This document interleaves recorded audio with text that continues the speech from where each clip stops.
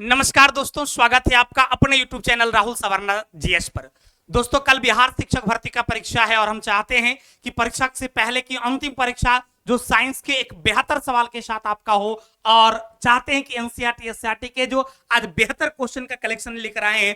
यदि आपका कल एग्जाम देने जाते हैं तो इस पूरी वीडियो को एक बार देखकर जरूर जाना। ना जाने इनमें से कोई एक सवाल आपकी तकदीर को बदल दे, ना जाने कोई एक सवाल जो है आपके रिजल्ट में काफी आपका मदद करे। तो आप यदि चाहते हैं तो इस वीडियो को शेयर कर देंगे और लगातार एनसीईआरटी के जो लगातार 3 दिन क्लास लिए हैं, इस तीनों वीडियो को देख लेंगे। और बिहार शिक्षक भर्ती के लिए जो हम थर्ड फेज के लिए एक मैराथन लिए थे, जिसमें पूरी एनसीईआरटी और एससीईआरटी का वन लाइनर था, तो उस वीडियोस को आप लोग जरूर देख लीजिएगा। जिनका भी कल एग्जाम है, 4 घंटे का वीडियो है।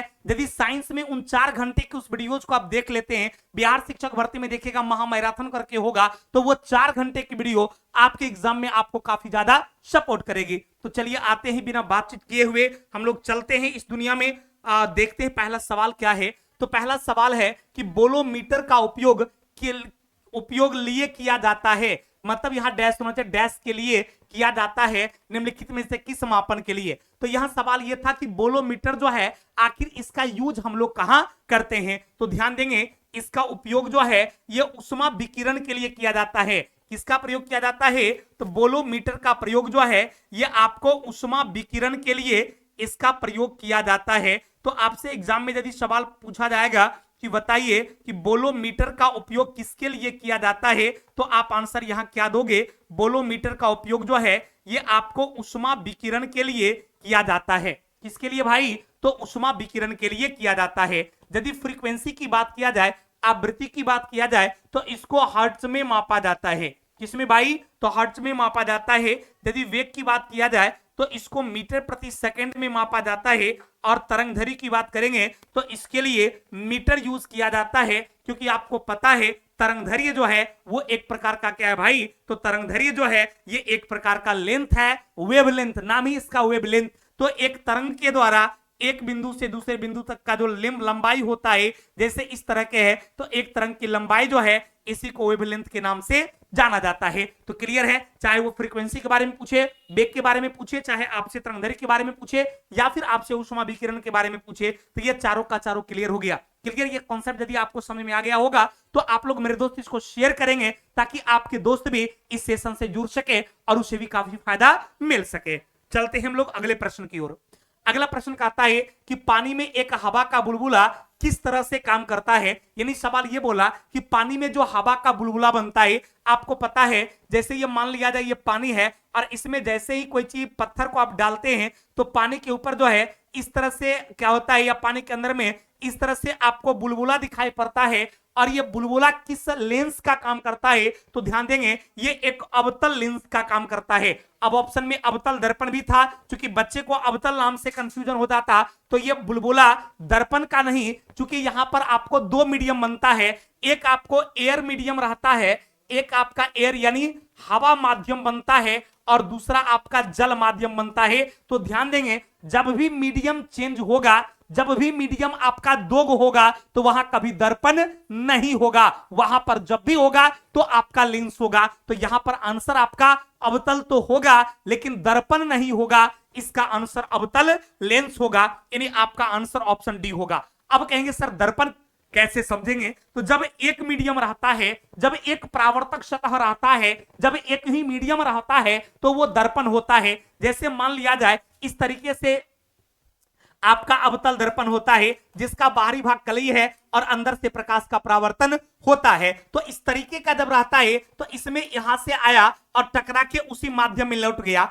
अर्थात ये आपका वायु एक माध्यम है, और ये भी क्या है? वायु ही है, ये भी एक माध्यम है। तो जब माध्यम एक रहती है, मीडियम एक रहती है, तो वैसी परिस्थिति में क्या होता है, जबकि माध्यम आपका सेम रहता है, तो जहां से प्रकाश का परावर्तन होता है वो आपका दर्पण कहलाता है। लेकिन जब मीडियम चेंज होती है, आपका सघन माध्यम से विरल माध्यम में, या विरल माध्यम से सघन माध्यम में जाती है, तो जहां पर मीडियम चेंज होगा तो वहां पर जो है आपको लेंस का निर्माण होगा। अर्थात तो किस लेंस का काम करता है? तो आपका अवतल लेंस का काम करता है, यानी आपका आंसर ऑप्शन नंबर डी हो जाएगा। कोई कंफ्यूजन? चलिए आगे बढ़े क्या। अब कभी कभी दर्पण सूत्र से संबंधित सवालें होती है, तो यहां पर ध्यान रखेंगे दर्पण का सूत्र क्या होगा और लेंस का सूत्र क्या होगा। चूंकि आपसे एग्जाम में कभी दर्पण सूत्र के बारे में तो कभी आपसे लेंस सूत्र के बारे में मेरे दोस्त पूछता है। क्लियर बाबू, कोई कंफ्यूजन? यदि आपको आंसर याद रहता है, आंसर आप जानते हैं, तो आप आंसर जरूर कमेंट करें और सेशन अच्छा लगे तो लाइक जरूर करें। आपको करना चाहिए मेरे दोस्त, क्योंकि हम आपके लिए जितनी मेहनत करते हैं ये मेहनत आपके जीवन में रंग लाने का काम करेगी। तो आप लोग लाइक बटन जरूर दबाया कीजिए, शेयर जरूर किया कीजिए, ताकि आपके दोस्त भी इस सेशन से जुड़ सके। और नए हैं तो चैनल को सब्सक्राइब जरूर कर लीजिए बाबू। क्लियर? दर्पण सूत्र की बात करेगा तो 1/v प्लस 1/u बराबर 1/f हो जाएगा। और लेंस की बात करेगी तो 1/v माइनस 1/u बराबर 1/f होगा। यानी लेंस सूत्र और दर्पण सूत्र में अंतर क्या है, क्लियर हो गया कि यहां पर u भी f ही यूज होता है, लेकिन एक जगह वो प्लस का और दूसरे में माइनस का।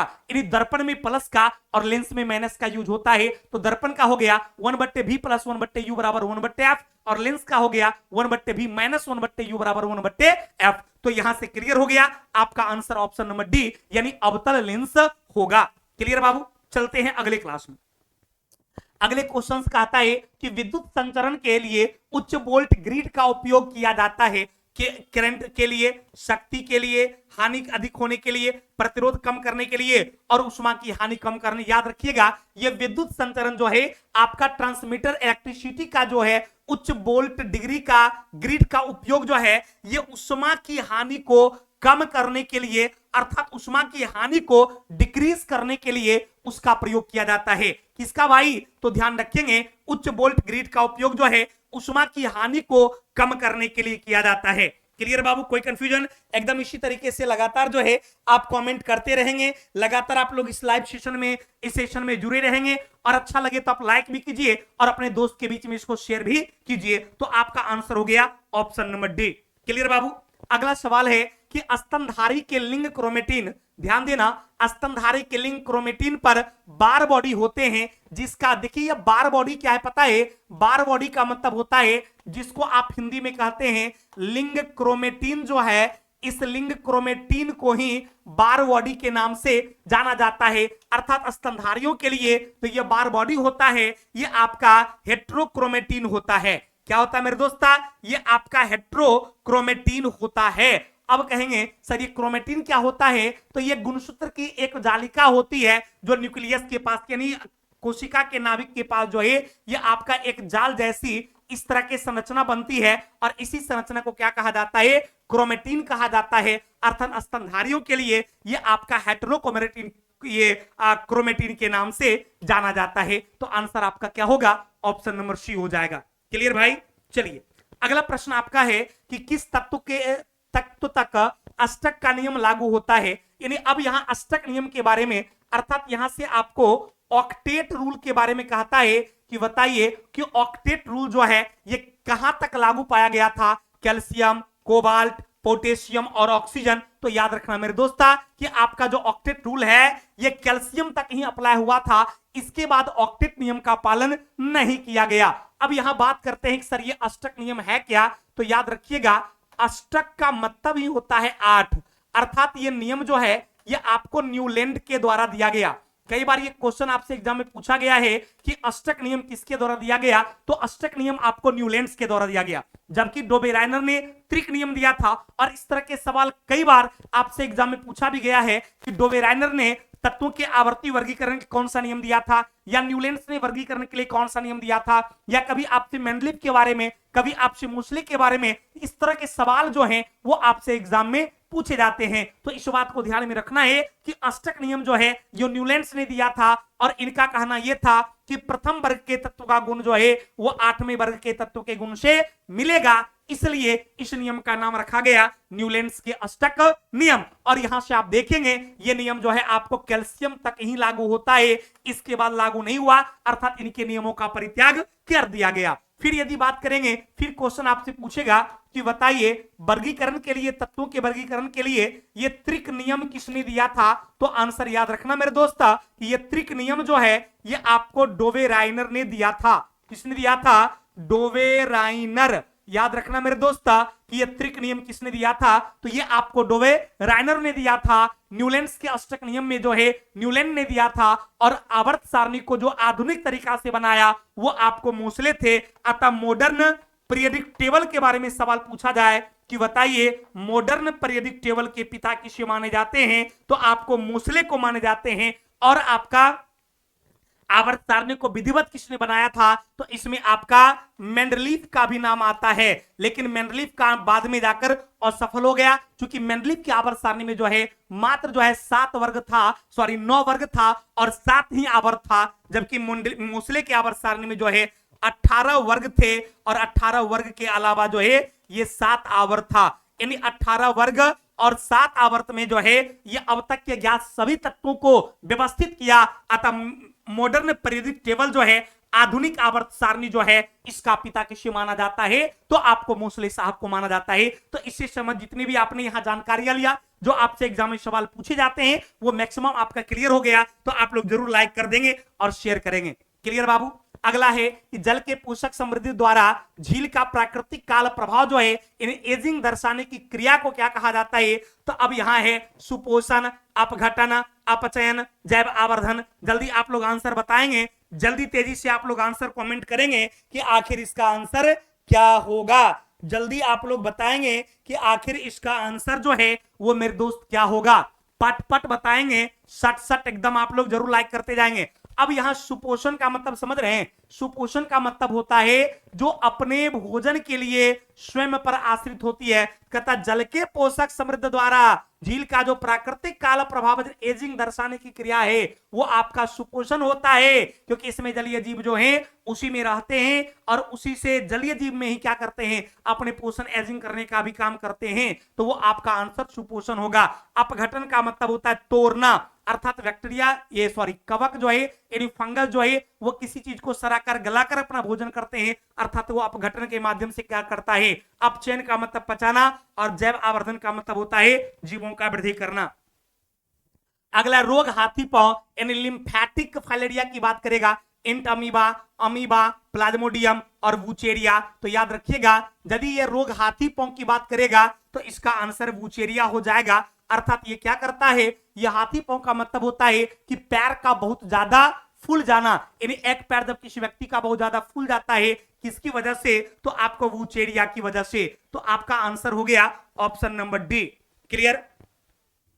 अगला प्रश्न है कि प्रकाश का उसके घटक रंगों में विभक्त होना कहलाता है अपवर्तन, विचलन, विक्षेपण और परावर्तन। तो ध्यान देंगे ये क्वेश्चन है प्रकाश का उसके घटक रंग में। आपको पता है कि प्रकाश जो है ये 7 रंगों से मिलकर बना हुआ है, और प्रकाश का जो ये 7 रंग है आपका बैगनी, जामुनी, नीला, हरा, पीला, नारंगी और लाल। तो ये बैगनी से लेकर लाल तक जो ये टोटल 7 कलर है, ये 7 कलर कैसे दिखता है, तो इसके लिए एक प्रिज्म से होकर जब प्रकाश को गुजारा जाता है, यानी सूर्य के प्रकाश को अर्थात श्वेत प्रकाश को गुजारा जाता है, तो ये 7 अलग अलग रंगों में क्या होता है, ये 7 अलग अलग रंगों में विभक्त हो जाता है। तो ये 7 अलग अलग रंगों में जो विभक्त हो जाता है, इस विभक्त होने की क्रिया जो है ये आपका वर्ण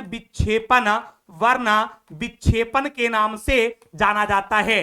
किस नाम से भाई, तो वर्ण विक्षेपण के नाम से जाना जाता है। और एक बात ध्यान रखना है, ये जो आपका वर्ण विक्षेपण है, इस पे जो दिखता है जिस पर्दे पर ये, इसको वर्ण पट कहा जाता है, अर्थात स्पेक्ट्रम के नाम से जाना जाता है। तो क्लियर हो गया। यदि बात यहां करेगा कि प्रकाश का उसके घटक रंगों में व्यक्त होना क्या कहलाता है, तो आपका आंसर क्या होगा, विक्षेपण हो जाएगा।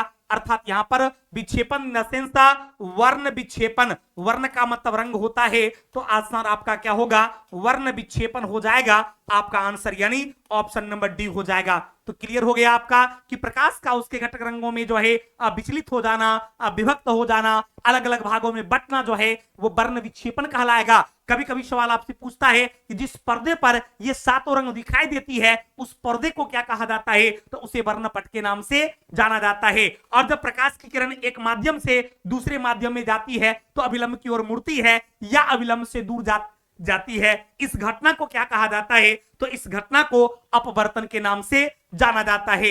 विचलन की बात करेगा तो अपने पथ से विचलित होना विचलन कहलाता है। और परावर्तन में क्या होता है कि जब प्रकाश किरण जो है किसी परावर्तक सतह से टकराकर उसी माध्यम में लौट जाती है जिस माध्यम से वो जाती है, तो जब एक ही माध्यम में लौट जाती है, उसी माध्यम में आ जाती है, तो आपका वो परावर्तन कहलाता है। तो आपका आंसर हो जाएगा ऑप्शन नंबर सी, यानी विक्षेपण। क्लियर भाई? चलिए अगला, कैल्शियम की आवश्यकता निम्नलिखित में से किस निमित्त होती है? अब मांसपेशी के कार्य करने, खून जमने, हड्डियों के विकास, उपर्युक्त में से सभी। तो याद रखिएगा कैल्शियम आपका जो है मांसपेशी के कार्य में भी भाग लेता है, खून जमने में भी सपोर्ट करता है, हड्डियों के विकास में भी सपोर्ट करता है। इसलिए आपका आंसर क्या होगा? तो आपका आंसर यहां से बनेगा उपर्युक्त में से सभी। अब यहां ध्यान देंगे, मांसपेशी जो मसल्स जो आपका कार्य करता है, मसल्स में जो मजबूतियां आती है वो आपके कैल्शियम के कारण। ब्लड जो आपका जमता है उसमें कैल्शियम का भी योगदान है, कैल्शियम का भी योगदान है। इसके अलावा विटामिन के का भी योगदान है। इसके अलावा जो है आपका लेट्स का भी योगदान है। इसके अलावा प्रोथ्रोम्बिन की बात करेंगे, फाइब्रोनोजेन की बात करेंगे, तो ये सब इसके लिए जो है वो जिम्मेवार होता है। अगला, हड्डियों के विकास की बात करेंगे तो इसके लिए कैल्शियम जो है बहुत ज्यादा जरूरी होती है, क्योंकि आपकी हड्डियां जो मजबूत होती है वो कैल्शियम की वजह से ही होती है। इसलिए आपका आंसर क्या होगा? उपर्युक्त में से सभी, इनमें से सभी, ऑल ऑफ दिस। क्लियर भाई? तो चलिए आपका आंसर यहां से क्लियर हो गया, ऑप्शन नंबर डी। अगला सवाल है कि 3 तत्व जिनका उपयोग रासायनिक उर्वरक में किया जाता है, उसमें आपका नाइट्रोजन का नाम आता है, पोटेशियम का भी नाम आता है और फास्फोरस का भी नाम आता है। यहां पर सोडियम सल्फर दिया नहीं आता है, तो नाइट्रोजन, पोटेशियम और फास्फोरस ये आपको जिम्मेवार है। तो आंसर आपका क्या होगा? ऑप्शन नंबर बी हो जाएगा। एकदम तेजी से आप लोग हर क्वेश्चन को देखते जाए, एक एक क्वेश्चन को देखिए। कल आपका एग्जाम है और 4 घंटे वाली जो महामैराथन है, हमारी प्लेलिस्ट में जाइएगा, बिहार शिक्षक भर्ती को सर्च कीजिएगा तो वहां से आपको मिलेगा। उस महामैराथन वाली वीडियो को 4 घंटे जरूर आप देखकर जो है एग्जाम हॉल में जाएंगे, ना जाने कौन सा क्वेश्चन आपका तेजी से रिवीजन हो और आपका रिजल्ट हो जाए। अगला, 20 हर्ट्ज से 20,000 हर्ट्ज की बारंबार की ध्वनि की को क्या कहा जाता है? अल्ट्रासाउंड, इंफ्रासोनिक, हाइपरसोनिक और श्रव्य या ऑडिबल। तो 20,000 से 20 हर्ट्ज से 20,000 हर्ट्ज की बात करेगी तो उसको श्रव्य कहा जाता है। अल्ट्रासाउंड की बात करेगी तो ये आपका 20 अल्ट्रासाउंड जो है ये 20,000 से प्लस होता है, और इंफ्रासोनिक जो है ये आपको 20 से कम का होता है। तो इस तरीके से आपका आंसर हो गया डी। अगला है, एक लोहे की गेंद पारद या मरकरी से भरी बाल्टीन में गिराई जाती है तो क्या होगा? ये बाल्टीन की पेनी पर बैठ जाएगा, ये पारे की सतह पर तैरेगा, ये घुल जाएगा, तो ये पारे की सतह पर क्या होगा? तैरेगा। कौन? लोहा का बॉल जो है ये पारे की सतह पर तैरता है, क्योंकि लोहा के बॉल का डेंसिटी जो है, इसका घनत्व जो है वो कम होता है और पारा का घनत्व ज्यादा होता है। पारा का डेंसिटी जो है ज्यादा होता है, कितना होता है? तो इसका 13,700 होता है, जबकि इसका जो है 7,900 ही होता है, तो इसका ज्यादा होता है। इसलिए लोहा आसानी से क्या करती है? इस पे तैरने का काम करती है। अगला, निम्नलिखित में से कौन पोलियो का कारण है? एक कवक, एक वायरस, एक कृमि और बैक्टीरिया। तो ध्यान देंगे, पोलियो जो है यह वायरस संबंधी बीमारी है। किस संबंधी भाई? जल्दी जल्दी आप लोग शेयर करेंगे। पोलियो जो है वो वायरल संबंधी जो है ये आपको बीमारी है। क्लियर भाई? चलिए फटाफट आप लोग आंसर करते जाएंगे। तो ये आपको वायरस संबंधी बीमारी है। अगला, कणों के बीच आकर्षण बलों के बढ़ते क्रम में निम्नलिखित में से कौन सा होगा? अब देखिए, दूध है, शर्करा, हाइड्रोजन। तो सबसे पहले आपको चूंकि बढ़ते क्रम पूछ रहा था तो सबसे पहले हाइड्रोजन, इसके बाद आपका क्या होगा? इसके बाद आपका हो जाएगा दूध, और सबसे लास्ट में क्या होगा? शर्करा। ऑप्शन देखेंगे, शर्करा से स्टार्ट हुआ, हाइड्रोजन के बाद शर्करा नहीं होगा, शर्करा नहीं होगा, हाइड्रोजन, दूध और शर्करा, हाइड्रोजन, दूध और शर्करा। तो आपका आंसर क्या बना भाई? आपका आंसर ऑप्शन नंबर डी बन गया। क्लियर भाई? कोई कंफ्यूजन? चलिए अगला है कैल्शियम कार्बाइड, यानी CaC2 की बात करता है तो इसमें आपका एक सिग्मा बॉन्ड बनता है और 2 आपका पाई बॉन्ड, एक सिग्मा और 2 पाई बॉन्ड बन जाता है। क्लियर? आप एक chemical bonding by Rahul Savarna search कीजिएगा या प्लेलिस्ट में देखिएगा केमिकल बॉन्ड में कितने प्रकार के बॉन्ड बनते हैं, किस टाइप से बनता है, ये पूरी वीडियोज हम जो है वहां पर बना दिए हैं, आप उस सेशन को जरूर देख लेंगे। ब्रेड बनाने में किसका उपयोग किया जाता है? अब यहां पर म्यूकर है, राइजोपस है, टोटोकस है, सेक्रोमाइसिन है। तो याद रखिएगा ब्रेड बनाने में सेक्रोमाइसिन का यूज किया जाता है। किसका भाई? तो सेक्रोमाइसिन का। निम्नलिखित में से प्रतिरोधकता की इकाई पूछा तो इसका आपका ओम मीटर होता है। ओम बाय मीटर नहीं होगा, ओम मीटर, ओम मीटर, ओम मीटर 2 जगह लिखा गया भाई, तो आपका ओम मीटर ही होगा। चाहे आप बी मारिए चाहे डी, सेम टाइपिंग हो गया है, टेंशन मत लीजिएगा। अगला है प्रकाशी तंतु प्रकाश का संचरण किस सिद्धांत के पर कार्य करती है? तो याद रखिएगा ये प्रकाश की पूर्ण आंतरिक का परावर्तन के सिद्धांत पर, क्या ऑप्टिकल फाइबर की बात करेगा तो आपका ऑप्टिकल फाइबर जो है प्रकाश के पूर्ण आंतरिक परावर्तन के सिद्धांत पर कार्य करती है। अगला है कॉटरेल अवक्षेपक का उपयोग किया जाता है, तो इसका उपयोग जो है धुएं से कार्बन कणों को अवक्षेपित करने में, साधारण पेयजल में गुणात्मक विशेषण नमक अवक्षेपित करने में, कीड़ा युक्त पानी से कीचड़ अवशेष करने में, तो धुएं से कार्बन कणों को अवक्षेपित करने के लिए जो है यह कॉटरेल अवक्षेपक का प्रयोग किया जाता है। अगला है गन पाउडर किसका मिश्रण है? पोटेशियम और सोडियम नाइट्रेट का, पोटेशियम मैग्नीशियम सल्फेट का, चारकोल सल्फर और पोटेशियम, याद रखेंगे चारकोल भी, सल्फर भी और पोटेशियम नाइट्रेट भी, ये तीनों उपयोग किया जाता है। चलिए तो आपका आंसर हो गया सी। धन्यवाद मेरे दोस्तों, उम्मीद करते हैं आपको बहुत अच्छा लगा होगा। आप लोग जरूर शेयर करेंगे, नए हैं चैनल को सब्सक्राइब कर लेंगे और वो 4 घंटे वाली मैराथन की हमारी वीडियो जो है प्ले लिस्ट में जाकर बिहार शिक्षक भर्ती के लिए आप देख लेंगे और कल आप एग्जाम देंगे। कल एग्जाम के लिए आप सभी लोग को best of luck. Thank you.